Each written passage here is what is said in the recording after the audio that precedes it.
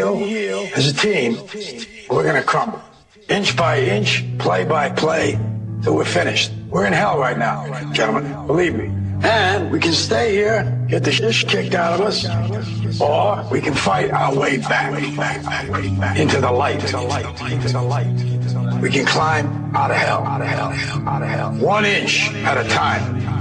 You know, when you get old in life, things get taken from you. I mean, that's part of life.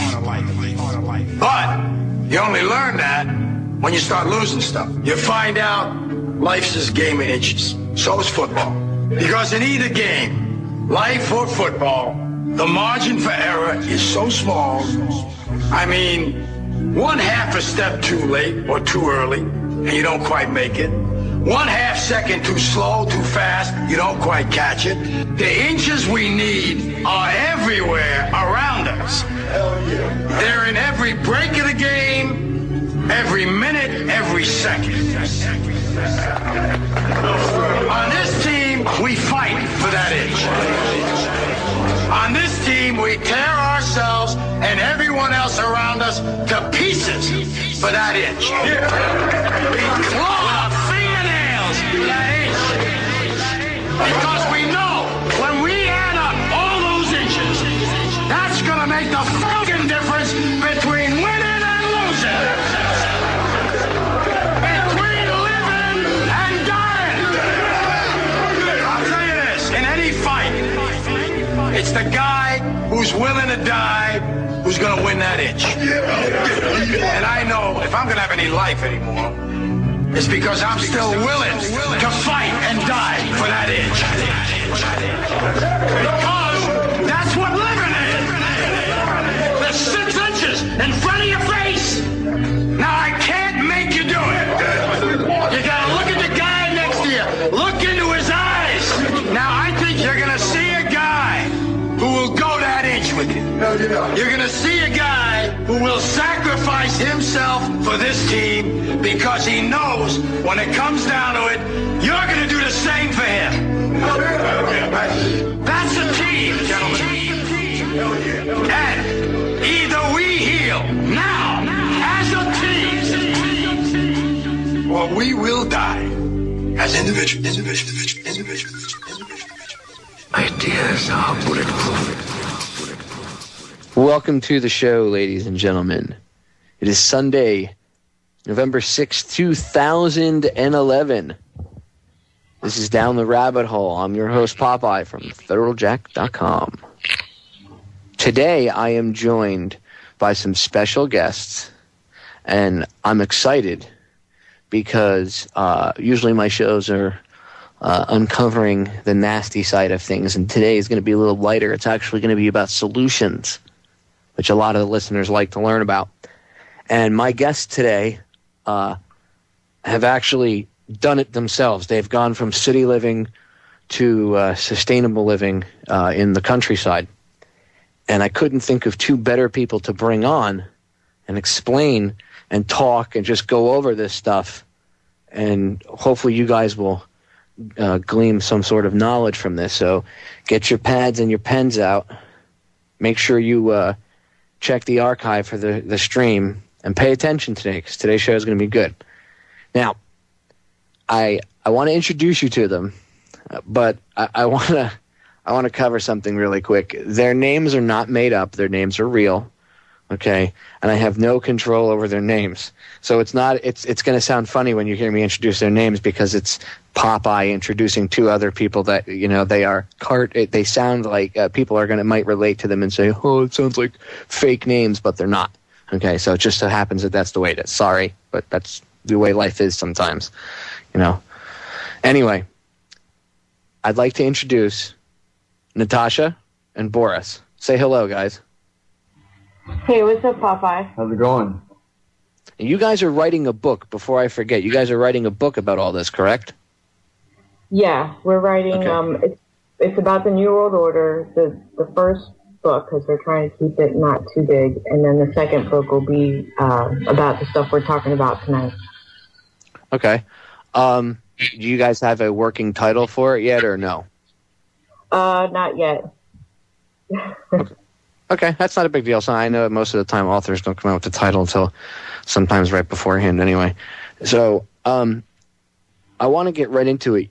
You, Natasha, used to live down here in Florida, and in South Florida in particular, in a very city-esque, busy area down here. And now you live a rather rural life with chickens and goats and the such. How much of a culture shock was it for you, and how were you able to get over it so that the listeners can glean some knowledge so that maybe they can use, the tips that you have maybe to get through it? How did you get through the culture shock of going from the city to the countryside like that? I dealt with it pretty well. I was pretty sick of South Florida. I hated living in the concrete jungle. Before I moved, I didn't want to leave my house because I was just so over it. But so I actually transitioned pretty well. I mean, it takes a lot of work, but it's definitely worth it. Definitely. When you guys went out there, was it obviously you were in the mood to get out. Give the listeners an idea kind of what's a good way, when you got out there, before you guys went, obviously you guys didn't just run out there with nothing. You figured at least a plan of action out until you got out there. Was it that hard? I mean, a lot of people say, oh, it's so difficult to alter your life and stuff like that. Did you find that it really wasn't that hard to do it and alter your life? No, I don't think it was hard. I think it was interesting and fun so far. Going from, living in a place where there's 100,000 people and then going out to a place where there's 2,000 people, I think there is now out here. So it's peaceful. See, that's I know the difference. I've seen both ends, and I think it's an awesome juxtaposition. But I guess if you're ready to do it, it's probably much easier. Now, you guys have your own goats and chickens and everything. You guys even shoot on your own property. The county or the city that you guys live in, they don't mess with you? No. The place where we're living, the people before were shooting, and the neighbors didn't like it. So they called the police, and the police came by and asked, what the problem was. They said they're making a racket back there shooting. They're like, oh, okay, what's the problem? They're like, well, we want you to make them stop. So they ended up going back there and shooting with the people who were, shooting, pretty much telling the neighbors that there's nothing they could do about it. They're on their own land. Yeah. So the cops ended up shooting the people that were shooting there. Yep. That's the way it should be. Exactly. You see, that's the way it's supposed to be. So good. There are some pockets of this country that are still the way they're supposed to be. Because, of course, it figures you guys had to have the neighbor. Oh, and somebody in the chat room said Popeye sounds like a city boy. No, I grew up in the verge between the city and the country, and I've experienced both. But I'm used to the city, and in a lot of places, even rural areas, a lot of the sheriffs and local cops are now being dicks and cracking down on people that even shoot on their own property. So it is still nice to see that there are pockets of this country that still have things the way they should be. It's nice to see that total tyranny hasn't taken place. I do like to see that people can exercise their Second Amendment. I grew up around guns. I grew up hunting and stuff, but everywhere I've ever lived and most places I've seen, and I have friends that even live out in rural areas, you can't shoot on your property anymore because for one reason or another they try to find some reason to demonize you. And again, like you guys stated, the neighbor was being some nanny, wimpy, whiny. Oh, they're shooting guns and making noise. Make them stop. And the cop's like, We can't do anything. That's good. I'm glad that it's still like that. I'm glad this country hasn't gone that far down the tubes yet. So it gives me a little hope. They were city folk, as they put them. The ones that were complaining were from the city, so it was funny because all the country people were laughing at them because they're just like, look at these city folk. Well, it's funny, when you come from a city, when you've been in the city for a while, it's amazing that even when you know things exist, you see things that should be the norm, and you're like, wow, it's so nice to be able to be normal. It's really strange. That's where the world is going to nowadays. All right, guys, we're going to get cut off by the break, so stay there. Listeners, stay tuned. We'll be right back. More solutions on the other side.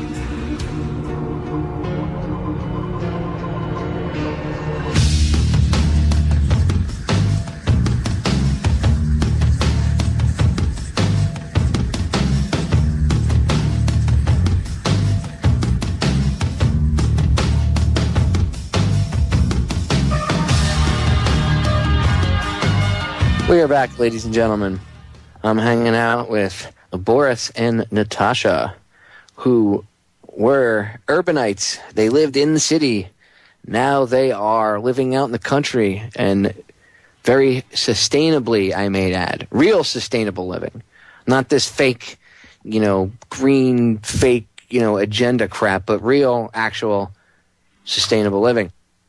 And the first thing I wanted to get into with them was the whole how do you get the farm thing, because not many people have money. And Natasha was explaining to me that there's a lot of people that are actually like almost financing to buy, rather than pay rent. You pay the monthly rent, but you're literally paying the property off while you live on it. So I wanted to get into that a little bit because not many people know about it. I'm not really an expert on it, and Natasha herself does know, a decent amount about it. So, Natasha, how do people go about this, and what exactly is the process? Well, pretty much it's up to you as to, what do you want to do? Do you want a homestead, whereas you want to bring in as little as possible from the outside world, and you want to provide everything for yourself? That would be a homestead. You might decide that maybe a homestead isn't for you. You want to buy things in the store still, but you want to be able to provide your own milk. So you want some dairy goats, and maybe you want a couple eggs, so you want some chickens. It's really up to you what you want to do. As far as finding land, once you decide what it is that you want, then you can buy the amount of land in the house that would cater to whatever it is you're trying to do. You might want to have the land so you can do some kind of business, so you can make money while you're there with this land. You could maybe do something from home, or you work from home, and you have the land as a supplemental income.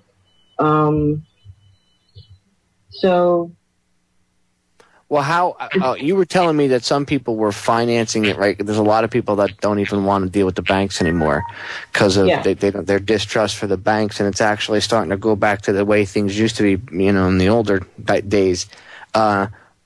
So basically, correct me if I'm wrong, a lot of these people they're selling their farms and stuff or whatever, or their properties, but rather than go through the bank, they work out a deal, a contract, obviously, on paper, but a better one nonetheless because the banks aren't involved. And basically, you'd be paying off the owner of the property monthly, like you were paying rent, but you'd literally be paying off the monthly mortgage payment, for lack of a better term. And a lot of owners are doing that, you said, correct? Yeah, a lot of people are doing that, especially out here. People want to get rid of their houses, so they're providing owner finance. And so that's what it's called, owner financing. Mm-hmm. Okay, exactly. I couldn't remember the name of it, but I knew it was called something. Is there once you get the place and everything, how how hard is it to maintain the chickens and the goats? I mean, realistically, because people are going to ask this question. So, I mean, is it expensive, monthly with the feed? Is it a real pain in the rear end? Or how much effort does it take to actually do this? Because some people are going to be, well, I have to work, or I have to do this, or I have to do that. So you both have jobs. So how do you find time, or does it take, a bunch of your time? How do you fit it into your schedule with everything and still, working like, like normal, like most people, where you both have jobs? How do you fit it in? Well, depending on what size of a operation you want to go for, the chickens are relatively easy and low maintenance. As long as you have a good shelter for them to go in at night, we let them run free pretty much throughout the whole property all day. And when the sun starts to go down, they just jump right, into their spot where they're supposed to be. Feed-wise, they get most of their food outside, grass and bugs and worms and whatnot. With the goats, we have them at first in an electric fence to get them used to the property, and then we let them out into the larger part of the pasture, which is about 5 acres. So they have, all their room to run. They love trees and branches and stuff like that, what they can reach better than, say, grass. So they take care of that stuff first. They're like weed eaters, so you just let them go and they'll clear out a spot for you in no time. So they take care of their own food pretty much. You have your own landscaping crew. Yes, yeah, pretty much. They can clear out an area really fast. I mean, and at the same time, they're fertilizing the ground. So when you want to plant later, it's fertilized for you. If you had some pigs, you can put the pigs in there and they'll till it for you. It's about making it so you don't have to do as much of the work. They're doing the work for you. We give them some grain. But we're doing it less and less as they get older. When they're young, you kind of have to give them some grain, but as they get older, they're less expensive to keep. So when you guys are feeding them, obviously you don't even have to worry about feeding them half the time, because they're just, chilling out and roaming around the yard any time of the day. And if they're hungry, they'll nibble on something, and it kind of helps you with the landscaping. So that is very sustainable. You're taking care of the landscaping. You don't have to worry about, the grass clippings or anything, and you're actually recycling it, I guess you could say. Yeah. And then you guys get milk from the goats, right? Yeah, we haven't started milking them yet. We're in the process of building a milk stand. It's important to have everything ready beforehand. Yeah. So, but also, one of them, they have to get used to you also. It's not like you just get the goat and they're like, here, let me milk you, if they're not used to being milked. These goats are not, so we're kind of, training them to be used to us and letting us, pet them and clip you have to trim their hooves every once in a while and stuff like that. And then, gradually then you work yourself into, getting intimate with them and milking them. I got you. So you got to kind of got to get the goat used to you touching it and everything else, and then used to the surrounding area, I guess. You can kind of alleviate the stress on the animal so it gets used to everything. Yeah. Mm-hmm. Exactly. That makes sense. When it comes to the chickens, how is it really a big process to have a chicken coop and everything else? Is it like cleaning up and maintaining? I guess not. You don't clean the chickens, but like cleaning up after them, basically. I guess if you have a proper chicken coop, it's probably built to make that efficient or whatever. But that, I guess, doesn't take too much time either, and I guess you could pretty much just put some water in their little water trough or whatever and put feed down once a day or whatever, and they're good to go, right? Yeah, pretty much. We had a building. We have several buildings that were here when we moved onto the property, and we just used what was there and built onto it.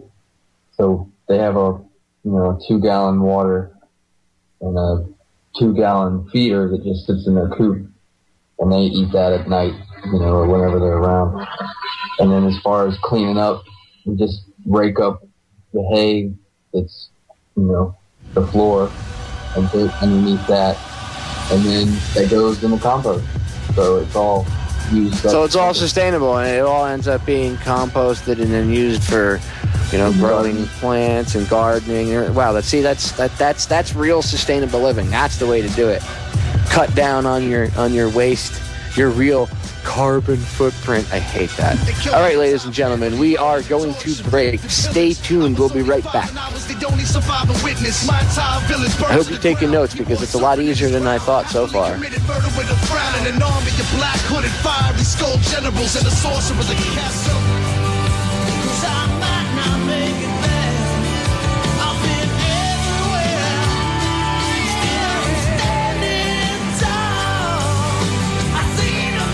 We are back, ladies and gentlemen.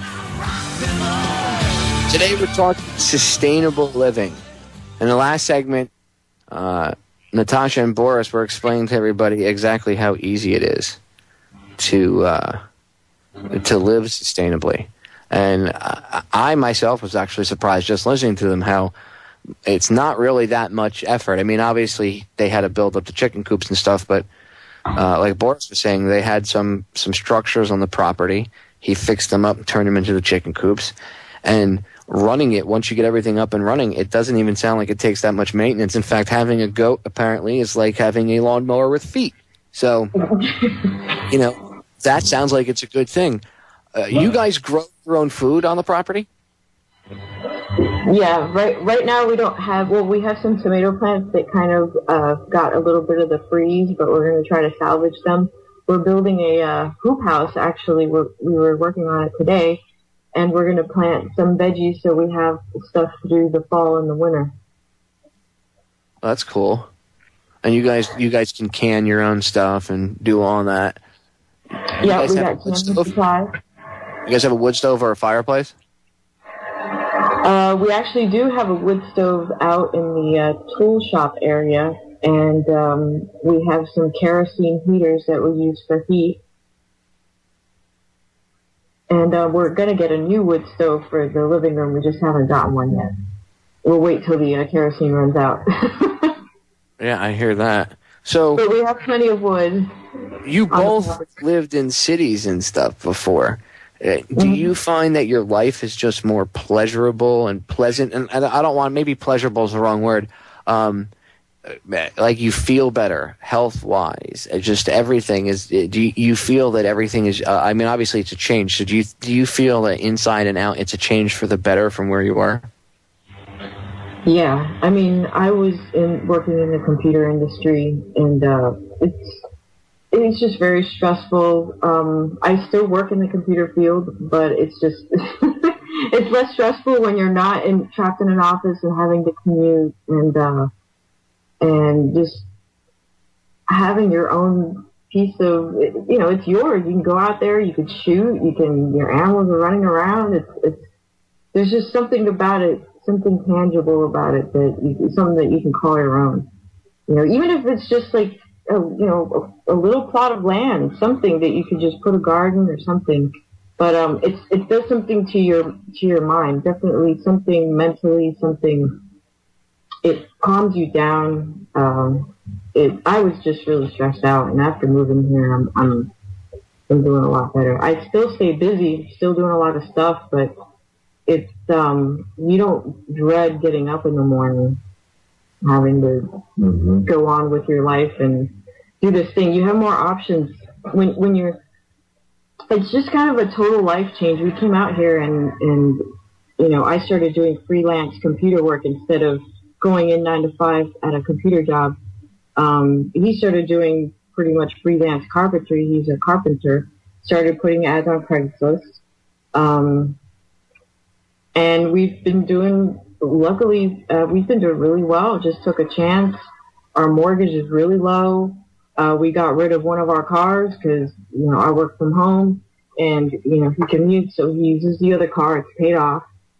I would suggest to people to start cutting your bills little by little. That's what we did. Little by little, pay off that credit card. Little by little, get rid of that cell phone, maybe cut down your minutes. Make your income more than your outgoing. Mm-hmm. And just Yeah, about I'm thinking myself about turning my cell phone off. It's funny that you say that because I pay an exorbitant amount of money each month for my cell phone, and I'm just tired of it. Mm-hmm. I'm tired of my. I mean, it's convenient to have access to my email and stuff, you know, when I'm on the road. But honestly, I'm not on the road that much, and I really don't need to be paying what I pay per month for my cell phone. I mean, it's ridiculous. I could get a little flip phone with unlimited phone minutes and then, you know, just turn the computer crap off of the phone and, you know, just walk around with the regular cell phone, and that's it. I don't need to have the smartphone because I have it right now, and it's getting to the point where I don't want to pay for it anymore, and I'm tired of it. I'm over it. I used to be one of these people that when a new phone came out, I would be like, I didn't go out and buy it, but I would at least be like, oh, let me check it out and see, oh, that's cool options and stuff. And, you know, now I don't even care. And it's been like that for a couple of years. I've lost I could care less about cell phones anymore. The smartphone I have is 2 years old. You know, they've come out with newer versions of it since. I don't care. I'm about ready just to chuck it off a balcony and get rid of it and just get a little flip phone or something. There you go. Because I don't have a landline, so I would have to use the flip phone or whatever. But I would have no choice, you know, but to use it. But I need some sort of line, like phone line, to make phone calls and stuff from. But I don't need to be. I mean, yeah, I use the GPS on it a lot. But I mean, honestly, could I go back to using a map like I used to back in the day? Yeah. Yeah. I mean, it's a bit more of a pain in the butt, but do I really need to be paying what I pay for? Do I want to pay, you know, a monthly bill to have somebody track me on my friggin' phone and figure, you know, if they want to, the company's like, here, this is where he's gone in the past month or whatever. You know, if I do it with a map and a pencil and a piece of paper, you know, you'd have to literally put a tracking device on me or something to be able to figure that stuff out. So it makes it harder for them. And why do I want to pay, you know, $120 or whatever it is I pay, you know, with tax or whatever per month for my phone line? It's ridiculous.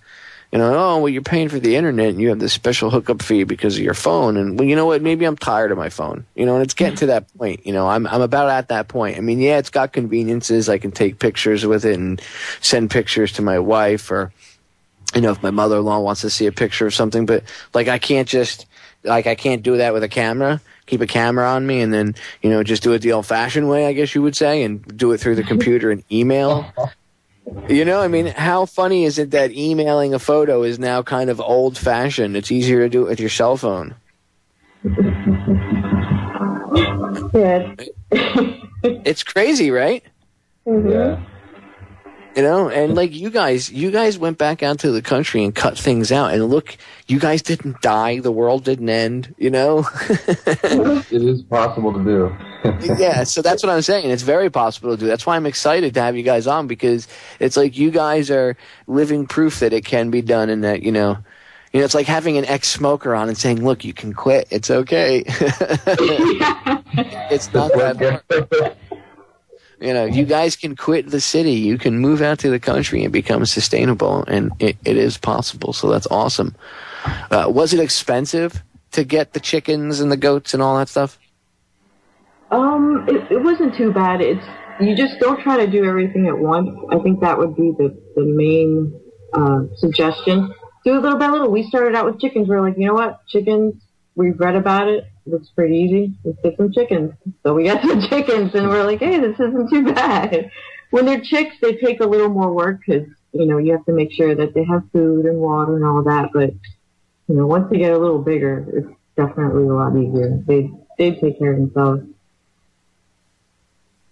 I guess you don't have to worry about cleaning them or you know, anything like that. So that's awesome. Do you guys have chickens and goats? You guys have pigs yet? No, we have a calf, a 4-week-old, sorry, brown Angus calf. That's going to be good steak one day. Somebody gave her to us because she was born out of season, and our neighbor, the neighbor had the mother, and the mother wasn't producing enough milk, so she called us up and was like, well, you want her? We can't take care of her. We don't have time. And we're like, sure, give her to us. Free cow, sure. We got the room, so. Well, if you guys ever needed to, you could always eat her, but now you don't want to eat her because you kind of feel bad for the cow. So now you just got to give her a home, and that way you get free milk. Mm-hmm. And free. Well, you never know. I mean, like, if all hell breaks loose, you could always, that feeling of, oh, poor cow might go away, and then you have steak and hamburgers for a couple of weeks. So that's good too. But it's cool because now the cow will produce milk and manure, which you could turn around and use as fertilizer for plants and stuff for your garden. And I gotta tell you, if there's one thing that plants love, it's manure. Because the cow manure is full of nitrogen, so it sucks all that right out of it and just eats it. And then all of a sudden, the plants are like super plants.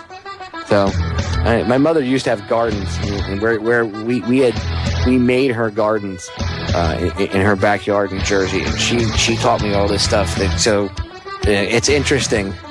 It's really interesting, but that's why I'm glad I got you guys on. Stay there. We're going to break. We'll be back. More sustainable living. We still got hour number 2. Don't go anywhere.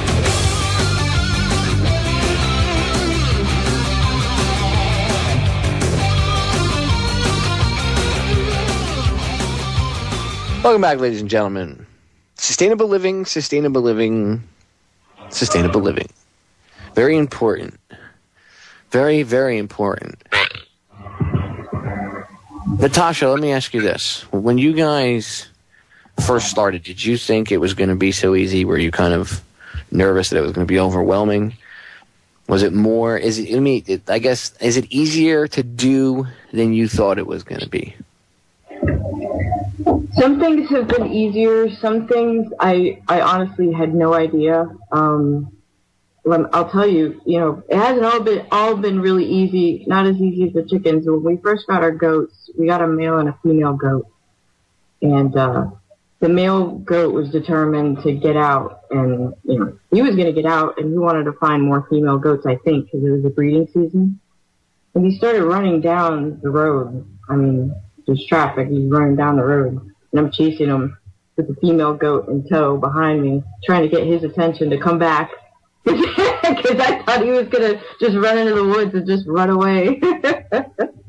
So finally, I'm like, all right, I'm going to stop running away from this goat. And I just looked at him, and he looked at me. I was like, okay, I'm a person. I can outsmart this goat, okay? I turned around. I started walking the other way, and he's looking at me like, hey, where are you going? I'm like, I'm going back home. And he kept walking, and he just starts running after me. And he came back to the house, and after that, we tied him up and put him back on Craigslist and sold him in like 15 minutes. Wow! So you can sell goats. You can sell goats that fast down there, huh? On Craigslist. Yeah. Well, we bought them for like $20, and we put them up for $15. So I mean, it's pretty cheap. The animals aren't really expensive. Not if you don't want like bloodline animals. If you're just starting out, you can get kind of like not the top notch, but just so you can get your feet wet. And then the problem is, where are you going to put them? How are you going to keep them?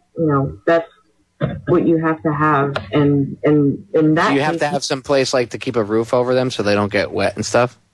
Yeah, I mean, goats hate water. Yeah, goats, they need shelter. They don't like water. But all right, so they need shelter, and then obviously just enough, long unmowed grass for them to walk around and eat. So you need like at least an acre or two of property, I would say, to have a goat or two, so that they can, comfortably graze and eat and do their thing. Or do you like 2 goats per acre? Like, is there like some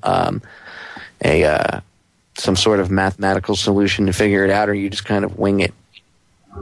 It depends on,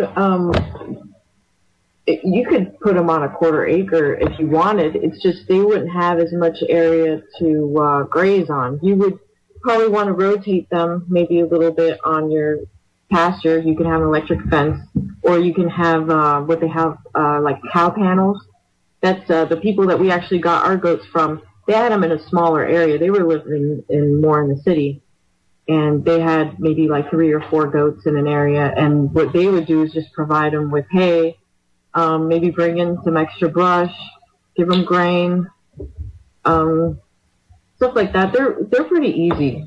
I mean, it's keeping them in that's hard. Yeah, it's what was the saying about? Yeah, if you can throw water through the fence, then the goat can get out. Especially the males. When the females are in heat, they'll do anything and get out of anywhere. That doesn't surprise me. It sounds like a dog. My uncle had Doberman that was the same way.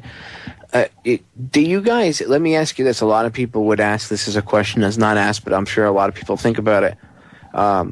Do the rural areas have internet access like the cities do? Like you both know about how, come from an area where there's, we'll say in South Florida, for example, if you were in a large city like Fort Lauderdale or Miami, you could just call your cable company up, tell them you want the super high-speed internet, the fastest one they have, and they come and they install it for you. Is that capability out in a lot of rural areas, or is it still dial-up at best? We have HughesNet, which is a satellite internet, and it's faster than dial-up, but it's not anywhere close to high speed. So that's pretty much a mile closer to town, though, is high-speed internet. So we're just outside of the line. Where we are now, we're talking to you, is a couple miles from our house, and they have high-speed internet. So that's why we're here and we're not at our house. So, I mean, that's crazy that what's the big deal about running the lines out there? They literally don't have poles. I mean, obviously there's power lines going out there, so that the poles are already there. They could just run the same lines out there, and half the time it's underground. That's why they run that fiber optic crap. So what's the deal? Did they give you guys a reason they just don't go out? I mean, it almost seems like an effort to not bring out, high-speed internet access to rural areas. It doesn't make sense to me. I don't think there's a demand for it out here. People aren't asking for it enough. Oh, I guess that would do it. I mean, I'm sure if the farmers don't care about internet, that would do it. It might not be enough people. Maybe they're not going to make enough money. Maybe there are more people. It ends pretty much where the, isn't it like the city? Yeah, the city. Where the city lines end is pretty much where the internet ends, and we're out in like the rural areas. In the county. In the county. So like we don't pay like city taxes, we only pay county taxes. That's so awesome. And the only thing that sucks is if you're internet based, your company, then you got to figure something out. But I'm sure, I just can't imagine how the company itself, you can't call whatever internet company and say, look, I want high speed internet. Is there a fee for, because we're out, you come out and you set up the line or whatever. It's just weird that, I know it's not as hard as they make it sound. It's just, they have high-speed internet. They're trying to worry about putting it on trains and planes and everything else, and then there's still areas of the country that don't have it. It's funny how we try to outpace ourselves. Sometimes it makes you wonder if it's done on purpose. Because if they really wanted it out in the rural areas, the company would just put it out there, and eventually the people would bite. And you'd get the kids of the farmer. Hey, Dad, we can get online and maybe build a website and sell stuff online. Well, son, you're right. Wow, it's nice to have high-speed internet access. Blah blah blah blah blah blah blah blah. Mm-hmm. So I mean, even if I understand the whole thing about the need thing, and that's actually a really good point, Boris. But knowing these companies, they would just it's like throwing a fishing line in the water. They'll just throw the line in the water and wait. So it kind of makes you wonder if they don't want people in the rural area to have access to the internet. And because everything is hooked to the internet, it's like a downside to living out there. You know what I mean? People don't want, if they have kids, well, my kid has to get on the internet, or I have to get on the internet for work.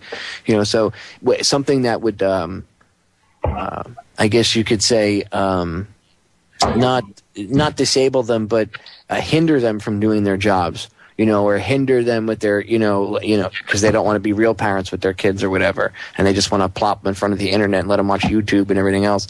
Their kids, well, exactly. That really is like a downside for a lot of people, and I know that's we might look at that thinking and be like, well, they should just be parents, but as these social engineers, as the things they do, it kind of makes you wonder if that's like how they stop people from going out there. I guess is where I was going with that. You know what I mean? Like, hey, there's no internet access out there. You know, what are you going to do? Send up smoke signals? Ha, ha, ha, ha, ha. And then people are like, oh, my God, I can't get on Facebook. We can't live out here. You know, we can't have goats. That is a big deterrent from people moving out here. That's a good point. I think they're going to have internet out here eventually, though. I don't know if it'll be through them, but I know there is a big, I know like the cell phone lines and everything, how you can go through the internet with your laptop. They want to have it so that you can get out in the rural areas. Since cell phones are more available in the rural areas, they could just go that way, and it'd probably be, in the end, cheaper than running lines out there. Well, I think that's probably one of the things that's happening, too, is people are getting smartphones that live out in these farms, and they just pay, $130 a month, and they have unlimited phone and internet access and whatever else. And I'm sure a lot of these phones now, I know Sprint, I've seen the commercials. They have one of them, one of their phones, they have an HTC phone that you could turn it on and it becomes a wireless hotspot. I think it's for like 6 or 8 little computers or whatever. So obviously you're not going to be able to, have gaming on there, but you could go on and surf the web or work online if you had to or whatever. So, a lot of these farmers probably do that. I think it would be better for everybody to have access to high-speed internet. And it's not me being one of these, putzes that, like in government, we must force high-speed internet on everybody. I'm not trying to force it, but I think it's a tool. If used in the right way, it's a tool for people to wake themselves up, educate themselves, and liberate themselves. That's just my personal opinion, and that's why they're going after the internet. That's why they're demonizing it, trying to make it bad. That's why they're also demonizing people that do what you guys are doing and live sustainably and have chickens and goats. Well, you guys must be terrorists because, you wanna have your own chicken that lays its own eggs. God forbid, Al Qaeda might come out of one of the eggs. You got to be careful. And your goat's name is Osama bin Laden, and you got to be careful because he's really a terrorist in disguise. It's just ridiculous.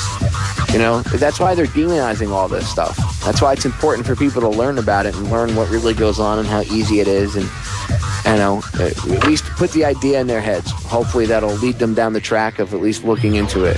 Ladies and gentlemen, we are going to the top of the hour break. We'll be back in about 6-7 minutes, so stay tuned. We're back with hour number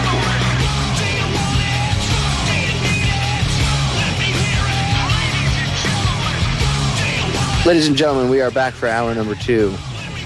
This is Down the Rabbit Hole. I am your host, Popeye, from federaljack.com. I'm hanging out with my friends Boris and Natasha, who are now residing in Virginia, but they used to live in the big bad city. And now they're residing out somewhere in an undisclosed location in the countryside. And we were able to fix their microphone, so now I can hear her much better, and I can hear Boris much better, and you guys will be able to hear both of them much better. So that was a technical problem which we seem to have overcome. What would you guys say is a good place to start for somebody who's just getting into this? Where's a good place to start, if, say, someone has an apartment, they haven't yet gotten a chance to move out into the countryside, but they want to at least start some sort of type of, growing their own food or whatever, or, they want to at least start to get into it. What would be a good starting point that you would recommend for someone that maybe doesn't have a big plot of land, but maybe they have a balcony or something and they can grow some plants? I would definitely say to get started, if you have a balcony, you can get an herb garden going on. Think about what things you use when you cook. The idea is for you to have to bring in less things into your house and you can provide for yourself. So, you can get some parsley going, some oregano, some basil, some garlic, all those things that you tend to buy a lot of when you're cooking. At least I do. I cook a lot. So, you can dry them. You can get even some small, if you wanted to get some small quail. I don't know how big your balcony is, but the quail, they don't take that much room, and you could have maybe 1 or 2 female quail. They lay an egg almost every day. 3 quail egg equal about 1 chicken egg, and they're really hardy. They don't eat a whole lot. And you can, if you breed them, you can eat their young if you eat meat. Or if you only eat dairy, you can eat the eggs. And I would say that you start not only learning about how to grow something in your garden, but also learn about how you need to plan if, something happens and you need to, let's say a catastrophe happens. You make sure that you have storable food in addition to your balcony food. You have some kind of, you can start buying in bulk, like flour, grain, start buying, sugar, salt, things like that, like you see on sale, cans of food that maybe is on sale for $1. Just start buying it little by little and building up your pantry. I think that's really important for people because as you see, like you got these freak snowstorms. It doesn't even have to be the New World Order. But I think that's important for people. Learn basic first aid, have a first aid kit, especially if you're out in a rural area. Or if you're in the city as well, it's good to have so you are prepared. Get a ham radio, get a regular radio, even just a battery-powered radio. If the internet goes out, how are you going to know what's going on outside? There's no TV. You know how it is living in Florida. I think that's important too, to, get your balcony going and also little by little start preparing for something, because I definitely think that something's coming down the pipes. You can feel it in your bones, right? Like something's going to happen. I don't know what it is. I don't know where it's going to be, but something is going to happen. And this is the same collective feeling that everybody had before 9/11. So they're up to something. Yeah. And get to know your neighbors, because those are going to be the people that you're going to have to depend on. Just with our experience with the hurricanes living in Florida, everybody starts having a barbecue outside because everything's going to go bad in your fridge if you don't cook it. And you can't watch TV. All of a sudden, everybody's disconnected from the TV, and it's like, oh wow, that's what my neighbors look like, and and it was just so strange. Like you can't really go anywhere because you can't drive because you can't really get that much gas. Down here, people were trading candles and stuff for meat. Like you give me a hamburger, I'll give you a candle and stuff, and that's the way we were. And that's the way it was working for like a week and a half, 2 weeks until everybody got their power back. There was more. The cops were probably causing more problems than anything down here because they were arresting everybody for being out past curfew. And it's amazing. They decided that there was going to be a curfew of 8 o'clock at night, and if you weren't in by 8 o'clock at night, they were literally they arrested hundreds of people every night.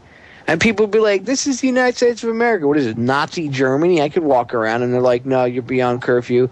Pepper spraying people, tasing people, whooping people's asses, all for just being out past 8 o'clock at night.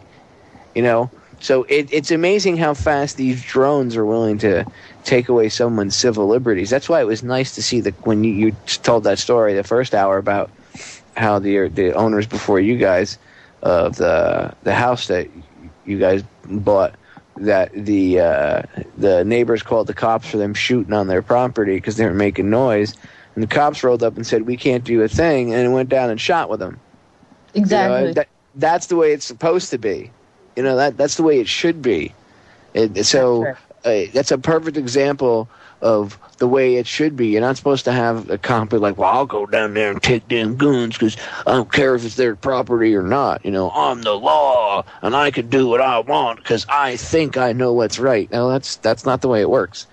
And it's good that those cops actually knew what the law was and that they understood it and respected it. That's the other key thing.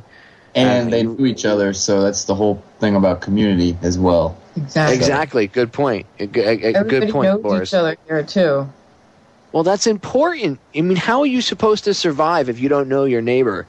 You know, the last thing you want to be doing is getting to know your neighbor, you know, after the fact. It's like I said, we had a lot of... People don't think about it, but it's like, you know, you really got to get to know your neighbors because you're going to have to depend on each other. In a scenario where you wouldn't want someone breaking onto your property, stealing what you have, instead, you get to know everybody so that doesn't happen, so nobody has to steal from anybody else. They'll protect your property too. Hey, who the hell are you? What are you doing on, you know, what are you doing on Bob's property? You get the hell off there. You don't belong on there, you know, or whatever. You know, I mean, that's the way it works. That's the way you want. You want to be a working, cohesive unit.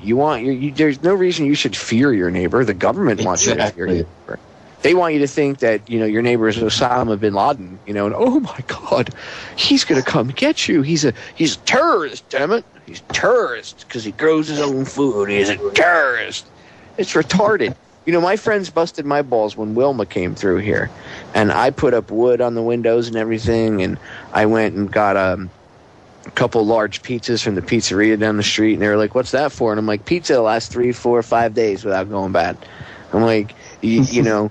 I'm like, you can't do that with meat or anything else. And they were like, well, I don't think we're going to need it. It's not going to be that bad. After the storm came through, they were like, wow, dude, can we come by your place? Because some of their places, their windows were, you know, blown open, or some of them didn't have any power or food, you know, nothing. Everybody was like, we don't have any food. We didn't prepare. We don't have any candles. We don't have anything. And they were all busting my balls beforehand, but afterwards, everybody wanted to come hang out with me. That's right. Popeye, can we come over and hang out, dude? Because we don't have anything. And I was like, you can come over, but I ain't giving you my food. I mean, the food that I gave out was and we used up, with everybody was the stuff that was going to go bad in the refrigerators. But anything that could keep, I didn't give that out. I kept that because that had to sustain me once we got past that. And within, after a hurricane comes by, within the first 5-6 hours of the storm having passed, they rape the food stores and stuff. There's no coal, there's no little grills, there's none of that crap. They come and take everything. So if the power goes out, if there's a massive snowstorm, doesn't matter where you live, doesn't matter if you have to worry about hurricanes or not. What about earthquakes? What about tornadoes? What about, don't worry about just the New World Order. Worry about natural disasters too, because they happen as well. Be prepared. We're going to break, ladies and gentlemen. We will be right back.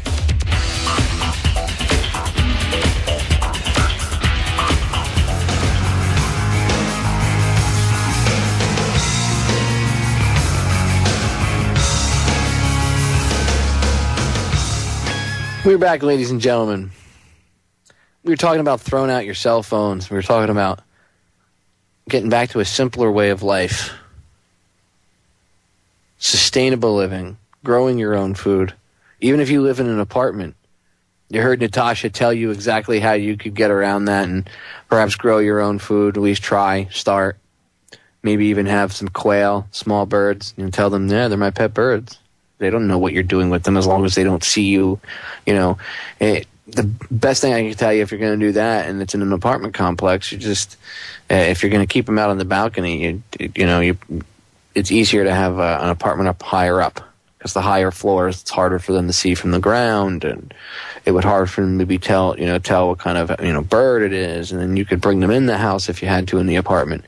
There are certain ways to get around it. Obviously, everybody's case, each and every one is kind of a case-by-case basis, but it can be done. Rabbits are good too. Is it what I know people eat rabbit, but what else besides eating it can the rabbit do? Like, is it a multifunctional animal like the goat? If you have like lawn or pasture, then I guess it would be multifunctional. You could use the droppings for fertilizer as well. But if you're on a balcony, I'd say you just meat pretty much. Well, you could use the litter from the balcony, and then if you have a garden, something in your balcony, you could use the compost from the rabbit. We had rabbits as pets when I was a kid. A little bit. I had pet rabbits when I was a kid. We had rabbit coops in my backyard. Oh my God, but they breed like crazy. I mean, I think I read something. a pair of rabbits can literally in a year produce 600 pounds of meat. Mm-hmm. So, Get that around your head. Those 2 little rabbits. Start with 2 and that's all you need. That's how much they, Oh, that's where the expression screwing like rabbits comes from. That's right. And you can stack them too in cages, fit them pretty good. You can sell the extra ones for money. Yeah, exactly. And pet stores will need them. You can sell them on Craigslist. Depending on which ones you get, they go for pretty good. $30 a piece, some of them. So some of them go 40, 45, 50, depending on the breeds. It's pretty crazy. Yeah, well, according to one of the chatters brought it up in the chat room. He said, Popeye, growing food is against the law. Of course it is. That's why they don't want you to be able to grow your own food, because they're afraid of that. They want you to have to buy their GMO big pharma crap that they produce. That's right. They want you to buy Monsanto's Terminator seeds. They want you to buy, GMO fish. They want you to buy spider goat and eat spider goat. They don't want you to have a regular goat.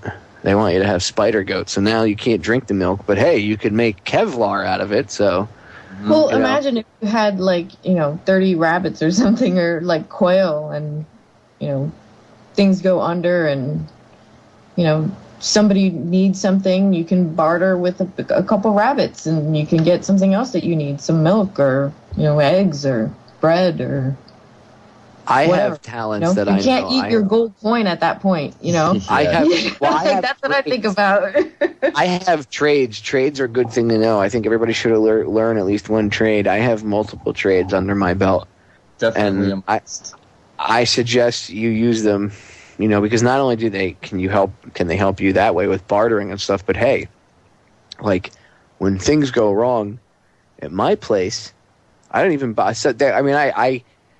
I'm kind of stuck up about this, I guess. I pay my rent, and it includes maintenance. So, I make them, if I'm paying for it, you're going to do it. But their maintenance program where I live sucks so bad that I end up fixing the stuff myself usually. And most of the apartments in Miami are like that. Natasha, how Miami is. A lot of times the landlords are dirtbags, so you have no choice but to fix stuff yourself. I mean, I lived in one place, my whole closet collapsed. It was those crappy wire shelves, and one side collapsed, and because they were all connected, as soon as one side went, the whole thing went around like dominoes right around the inside of the closet, and it was a walk-in closet, and it literally ripped them right out of the walls. So now I had these huge holes in the sheetrock and everything else. Day and a half later, I had a brand new closet built with wooden shelves and dowel rods for hangers to hang your stuff on, not some crappy wire shelves. It was all old school wooden shelves and dowels and everything. And that's the way it should be, okay? And I built a nice, strong closet. Day and a half, I was able to fix the whole thing. I went and got all the supplies, cut the wood over at Home Depot, had them cut it for me, gave them the measurements and everything I needed. Did what I had to do. And I had it done. And I'm a disabled vet. So if I could do it, there's no excuse why somebody else can't do it. There's no reason why you can't go learn carpentry, basic carpentry. Go learn how to measure a piece of friggin' wood. I mean, I've said this before on my other shows. I think it's appalling that more women know how to change tires than men. Wow, really? It's off. It's very sad. When I worked for AAA, that is sad. there was more chicks that would be trying to change their tire on the side of the road than men. And there are more women that know how to change tires than men. And that's mainly because a lot of these chicks, they had fathers who, when they got their license, they made them learn how to change a tire. And even if they didn't teach them, they taught them how to check the oil and change a tire. That was like the basics. That's good. So what, screw boys? Most boys, a lot of boys, sometimes their parents teach them, but parents, I think, used to, back in the day, they took for granted. There used to be auto shop in high school, and wood shop and stuff. So a lot of this basic carpentry stuff was taught. Yep. Not anymore. Exactly right. All that good stuff was taken out, and then they left math and social studies and all the other stuff, and now that's not even taught. Now they just teach them whatever they have to pass these No Child Left Behind tests, and then the kids graduate high school and literally they can't even add. I mean, it's and that's not an exaggeration. A friend of my mother-in-law's is a teacher. She's been teaching for over 30 years. She's quitting this year. She's retiring because she's tired. She says, you know, from when I started till now, these children are so stupid. She's like, these kids are graduating and they literally don't know what 5 + 5 is. You know, they don't know basic history because they're not being taught this stuff anymore. They're just being taught what they need to know to pass these tests. Exactly. So, and I wonder I remember when I was in middle school, they had wood shop. I wonder if they still have that anymore. No, it's all gone, dude. They removed all of it. I had wood shop. I had metal shop. We had auto shop. It's all gone. They took that out. Then they started removing the arts programs like art and music. Anything that gets your, you know, both sides of your brain going, okay? Anything that gets even just the left side of your brain going, you know, the non-reptilian side of your brain. Yeah. They literally they banned all that, and then they give you the only thing that's left is you know, the only thing they leave you is like basic science and math and stuff. And Bob Tuskin said in the chat room that they still have the Photoshop classes. I didn't know that. I figured by now they would have taken that out too, because that would teach attention to detail, and I'm sure they don't want that. You know, so I'm surprised that, you know, thank you to Bob for pointing that out. I'm surprised that they actually still have the photo classes, but they took out the metal class. I mean, we had metal shop. We learned, I made crowbars. I still have my crowbar that I made in metal shop. This is like 20-something years ago, dude, and this thing, you could take doors off of hinges with it. You know, not anymore. They don't teach metal shop, wood shop. My mother, when she died back in the end of 2003, we cleaned her house out. She still had magazine racks that my brother and I had built in wood shop. You know? It cracked me up. I was like, wow, I built this thing like, you know, 10 years ago. And here it is. I'm looking at this thing like, wow. You know, like, holy crap. It was very weird for me.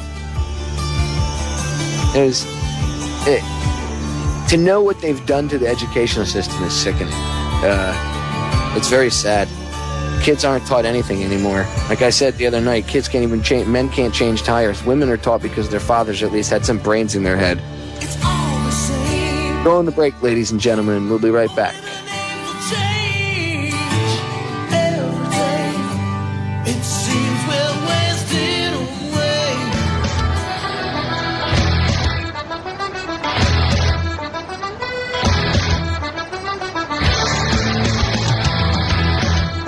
We're back, ladies and gentlemen.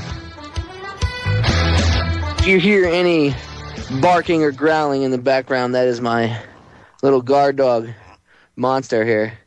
She's being rather loud. Normally she's a good girl while I'm on air, but she's being rather loud suddenly. So if you hear any barking or grunting in the background, though, that's not me. And no, I'm not doing any weird experiments in the background. That's just my little munchkin running around. All right. So I have a question. If someone doesn't have a lot of money and they live in the city, but they want to move out to the country, how would you, either one of you, recommend that they go about starting this? Because I know that's going to be a question asked. How do we start this? How do we take that first step? Because that first step is probably the biggest one. You know, and then everything else kind of just starts to follow, you know, and fall into place. How do you go about taking that first step?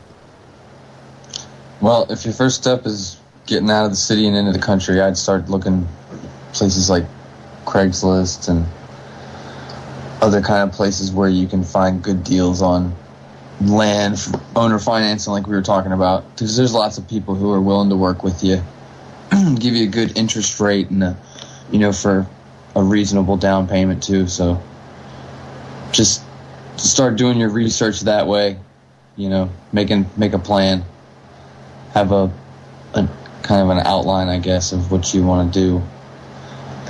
You could also post an ad on Craigslist in maybe the areas that you want to move to, where it seems that has properties that are available that might be in your price range. You could post an ad and say, hey, I'm looking for a fixer-upper in this price range, looking for owner financing, please contact me. And that's what it's called, owner financing. So that's what they should, yeah. They should somehow try to find owner financing, it's called, correct? Yes. Yeah. And it'd be nice if you could get somebody that'll give you owner financing who has a house that's paid off. Because then you don't have to worry about the bank coming and taking the house away from them and then taking it away from you. There might be something legally you can prevent from happening. I'm not sure, but it would be good that the person would have the house paid off. It would be good, I would say. Well, yeah, because you don't want to have to deal with foreclosures and the bank and stuff like that. And there's a lot of people that do have their properties paid off. So. Oh, yeah. A lot of people in the country, a lot of older people that, it's inherited land. Yeah, people that don't want to inherit the land, people who have gone off and are now living in the city, don't want to take care of, grandma, grandpa's property, and they just sell it and it's paid off. And it's because it's such a horrible real estate market right now. They're willing to not deal with the banks. They're willing to do the owner financing because they'd rather say screw the banks, which is awesome because if you can just cut the bank out, there you go. Yeah, I mean, I just looked at a place that had a trailer home that was a pretty decent size. It was small, would be good for about 2 or 3 people, maybe 2 people with a child. And it had wood floors, and it had about 10 acres, and it was only $25,000, and the person would be willing to do owner financing, and probably with not a whole lot down. And I'm pretty sure that house was paid off. So I would hook up with a realtor maybe in the area where you want to live and tell them your price range, and give them your contact information. If they don't have anything, they can contact you if something does come up. If you have a cousin or a brother maybe that knows about carpentry that can help you out to do some of the repairs, if you might be able to find a house that's in good shape for a reasonable price with the economy the way it is. Or maybe you could just buy a piece of land and build your own structure. You can make houses out of Connex boxes, the ones they use, they put on trains where they carry maybe gravel or food or whatever. You know what I'm talking about? The big metal boxes, the Connexes. Mm-hmm. I know what you're talking about. The storage containers. Well, anyways, there have been people that have been using those as building materials, and you can save a lot on your building costs when you use those. And you can get them used or you can get them new. I agree. You could start building it little by little. It does help you save money and build some sustainable structures. That's pretty cool. What have you seen? What's some of the stuff that you've seen being used other than storage containers and stuff like that? They have what they're called yurts. They're these dome structures. They look like almost like this geometric kind of pattern, and it's like a dome. And they have those. You could even put a big tent if you really wanted to rough it and, find a way, put in a septic system so at least you have an outhouse, or maybe just build an outhouse and, just dig a hole. Yeah, just dig a hole. The house that we just bought, the generation before us, they just had an outhouse. And they just went, or you can get a composting toilet. You can get those for a pretty reasonable price. And, set up pretty low. It depends on how low you want to go. You can do it if you really want to and you want to rough it for a while. You can do it. It's just you'll find a way to make it happen. Yeah, and just work little by little at eliminating your debt. That is the main thing I would say. Little by little, start chunking away at your debt. Have a plan. Make a 1-year plan and a 5-year plan. During your 1-year plan, start doing your balcony garden. Start storing food. Start looking in areas where you want to live. Start eliminating your debt. Yeah. Little by little, start looking for ways that you can make money on your own. So if you're going to be living out in the country, you can kind of find a way that you can make money without having to rely on a 9-to-5 job.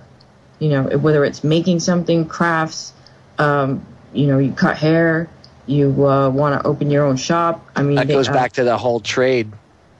If you live out in the country, you could always, put up if you have a space, you could always put up or if you have a shed or whatever, you could eventually make something that you could have a little shop or whatever on the side that that's where you have people come, and if they need to come see you, they can mail you stuff or come visit you or whatever. And there's ways to get around it. But they're trying very rapidly to close all that off. And first, what they have to do is they have to make everybody believe that that's abnormal and that kind of behavior is strange and only terrorists do that.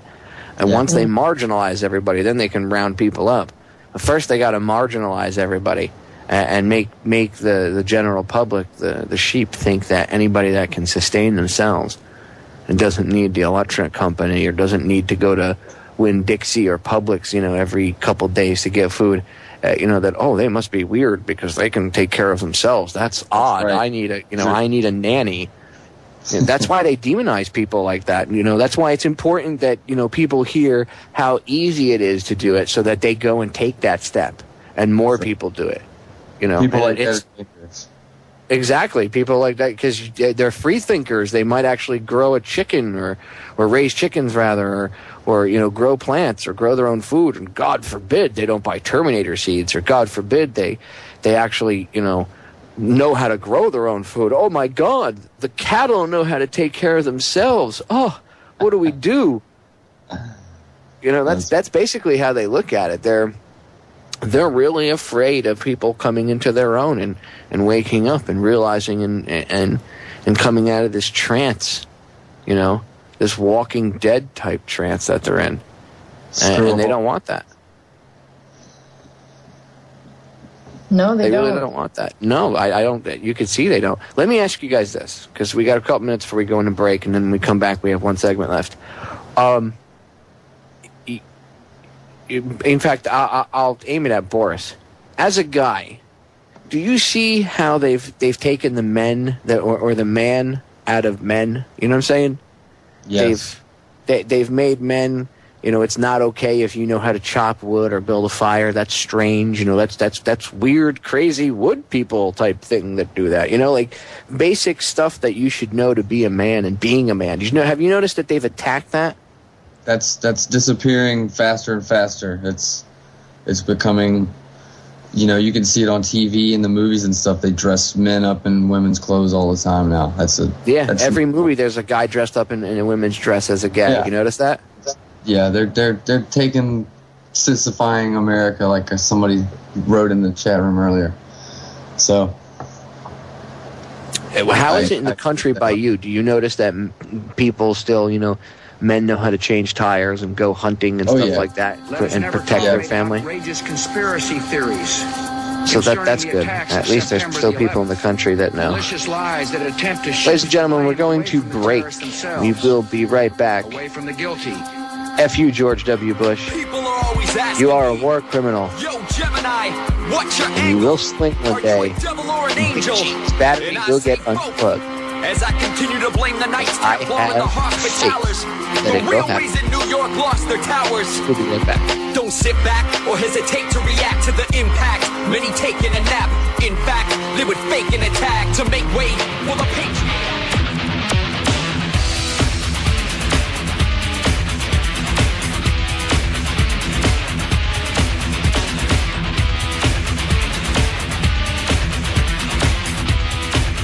We're back, ladies and gentlemen, for the final segment. As I was telling Natasha before we went on air, she said, I don't know if I'm going to have enough to talk about for 2 hours. I said to her, I hear that every time someone comes on. I know.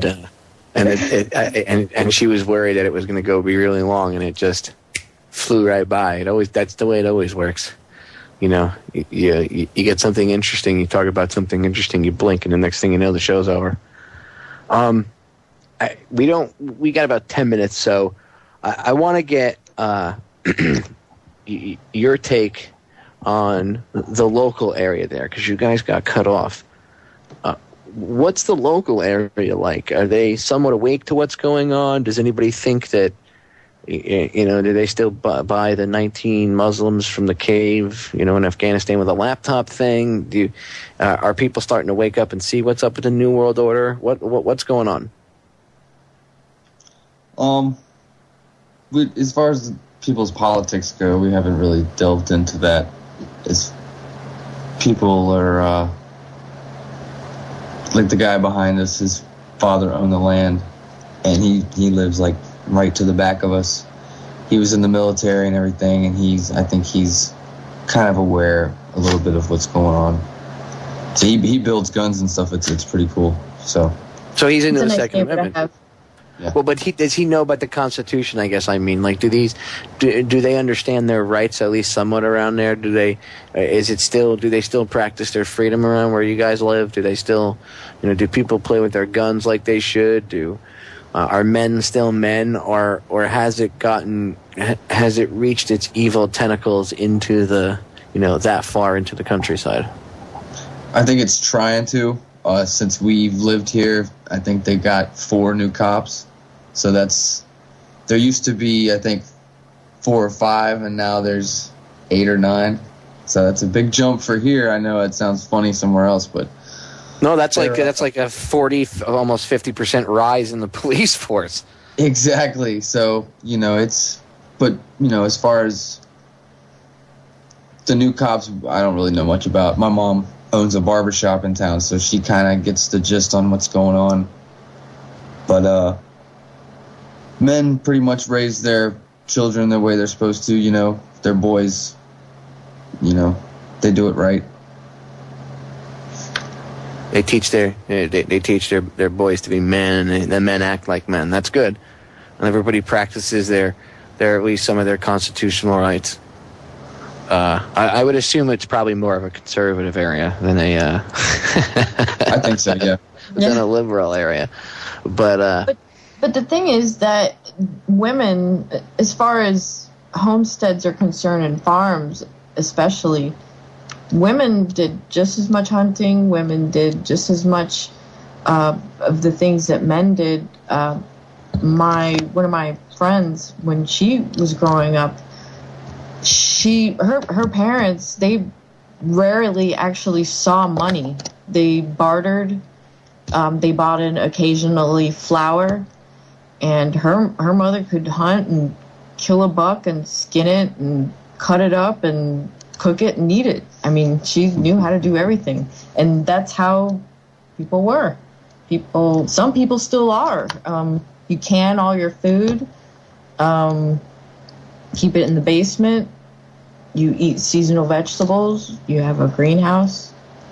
And it's more of a community.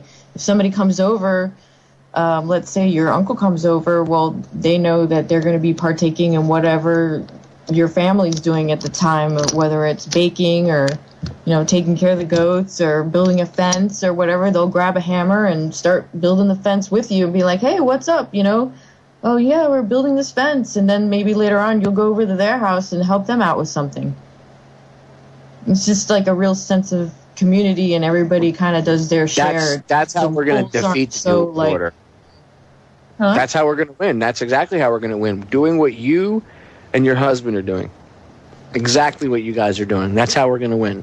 You guys are grassroots networking. You're building cohesive, strong relationships with your neighbors and your community. And that's the way it should be. And see, that's what they don't want. That's why they push this urban living where nobody likes to. Because in the cities, nobody wants to get to know each other. Everybody's sketchy. Nobody wants to know one another. They avoid each other like the plague, right? Everybody's in a hurry.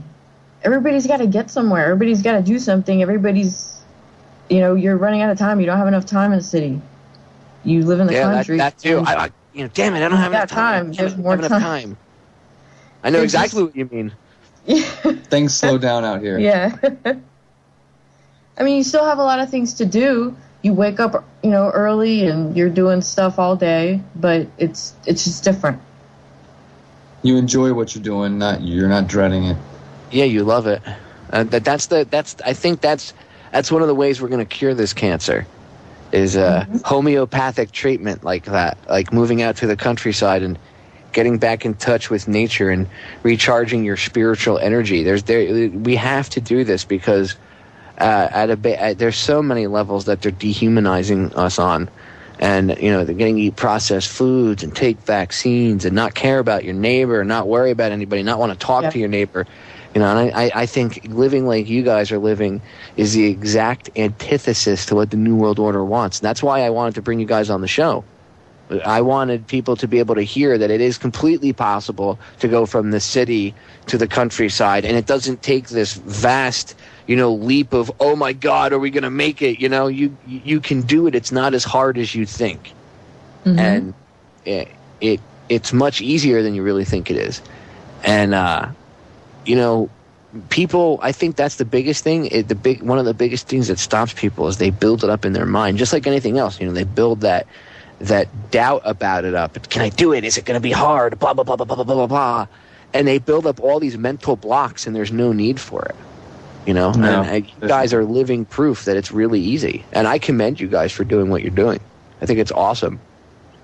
Well, we're having a great time doing it. It kind of sucks that you don't really have like super high speed internet, but you got to make sacrifices, right? That's good. I mean, it's okay. You guys, I'm sure you guys could adjust, but I really think it's something that people need to think about. And if you can't, I don't expect people to just tomorrow pack their stuff, quit their job, move out to the country, and be like, "Well, you told me to, Popeye." Do your research first. Lots of research. Exactly. Well, how much you guys spent months, obviously, checking things out before you went out there, correct? Yeah, We've spent years, pretty much. Probably years dreaming about it, and then planning and. I mean, you talk to a lot of people. Oh, you have a farm? I've always wanted to do that. That's a dream. That's really nice, but they can't conceptualize it follow through with it. It's just kind of like.